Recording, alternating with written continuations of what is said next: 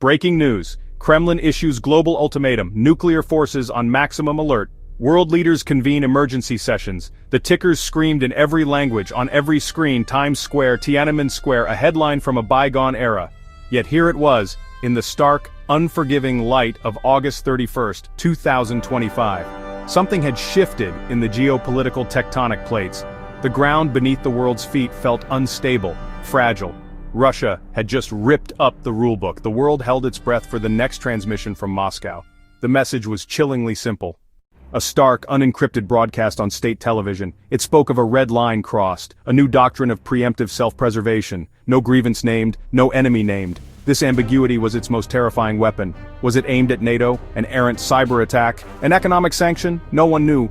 Everyone was a potential target. Militaries went on the defensive, reacting to a threat they could not define. In London, Cobra assembled beneath Whitehall. In Washington, the president in the Situation Room. In Beijing, lights burning at Zhongnanhai. The established order evaporated after a single broadcast. Old protocols were useless.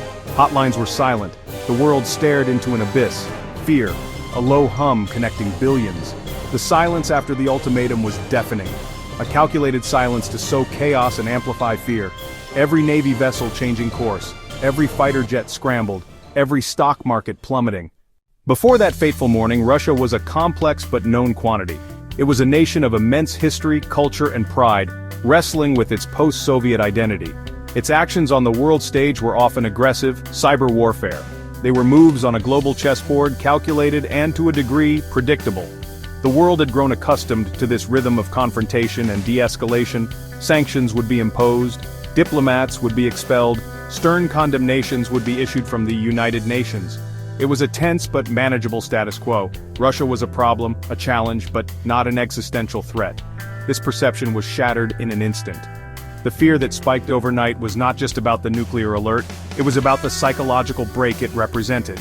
It was the sudden, horrifying realization that the person in control of the world's largest nuclear arsenal was no longer playing by any recognizable rules. The carefully constructed image of a rational, albeit adversarial actor had been incinerated. The Moscow signal had been sent. A new, dangerous era, its first chapter written in fear.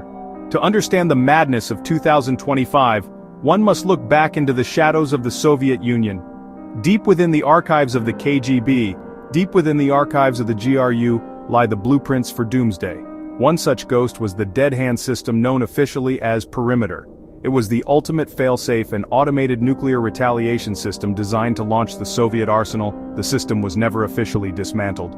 The dead hand was more than a piece of technology, it was a mindset. Secret projects flourished in this climate of fear. Closed cities appeared, Sarov, Ozersk. Scientists in those cities worked on ever more devastating weapons. There were biological weapons programs and the anthrax plume over Sverdlovsk in 1979. This history shaped the current generation of Russian leadership. They were trained as intelligence officers. They were taught to see deception everywhere. They witnessed the Soviet collapse not as a liberation but as a geopolitical catastrophe. The ultimatum of 2025 was the eruption of that volcano. It was the dead hand mindset reactivated not by a decapitation strike. At 6 o'clock GMT, a U.S. keyhole satellite passed over a heavily fortified presidential compound outside Moscow and captured a thermal image. The image was analyzed in minutes by frantic technicians at the National Reconnaissance Office. It confirmed their worst fears. The image showed the Russian president. It showed two senior military officers. They were walking across an open courtyard. One officer was carrying a specific item, the Shizhe. The Shizhe is the Russian equivalent of the American nuclear football. It is not merely a symbol. It is a portable command terminal linked directly to Russia's strategic rocket forces. It allows the president to authorize a nuclear launch from anywhere, at any time, bypassing much of the standard command chain. Its existence was known, but it is almost never seen in public.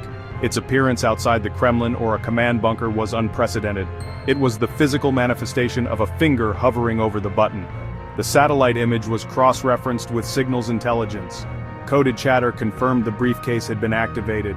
It was linked to the Kazbek command and control network. This was not a drill. In past crises like the 1995 Norwegian rocket incident, the Shizhe had been activated within a bunker. This was different. This was a deliberate theatrical display. The president was parading the instrument of planetary destruction in the open air, ensuring it would be seen by Western intelligence. I have it with me. I am ready to use it. Do not test me. The act transformed an abstract broadcast ultimatum into a tangible, immediate reality. The clock was now ticking. The psychological impact on Western leaders was devastating. They were used to layers of diplomacy and military posturing, but this was raw, primal.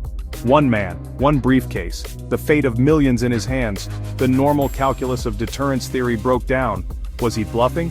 The intelligence community was split. Some argued it was the ultimate coercive gesture from a leader with a weak conventional hand. Others warned the unthinkable had become possible. No one was willing to risk being wrong. The 24 hours that followed the Shizhe sighting were the most dangerous in human history. The world entered a state of suspended animation. At the Pentagon, the DEFCON level was quietly raised to the highest it had been since the Cuban Missile Crisis. Nuclear-armed submarines were ordered to disperse to deep ocean patrol zones. B-2 bombers carrying America's most advanced thermonuclear weapons were airborne, circling in classified holding patterns, waiting for an order that everyone prayed would never come. It was a silent, invisible preparation for the end of the world. Across the Atlantic, the response was just as grim. In the UK, the letters of last resort handwritten instructions from the Prime Minister commanders of Britain's Trident submarines in France, President Macron convened a late-night defense council at the Élysée Palace.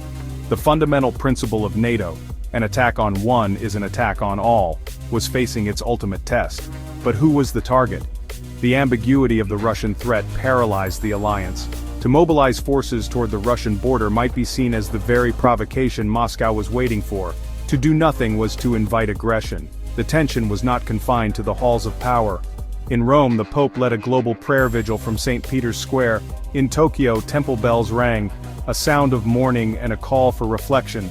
Social media became a global prayer book, a cacophony of fear, hope, and desperate pleas for sanity. After 27 agonizing hours, a new broadcast appeared on Russian state television. A foreign ministry spokesperson appeared at a podium and announced that intensive consultations had clarified the misunderstandings. The special military technical measures have achieved their objective. The nuclear forces were ordered to return to standard alert status. The Shizhe disappeared from view. The world was simply expected to accept the explanation and move on. Stock markets roared back to life. People emerged from their homes, blinking in sunlight as if waking from a terrible dream. But the relief was shallow, temporary. The trust that underpins international security, already frayed, had been shattered. So we are left with the great unanswered question: could it happen again?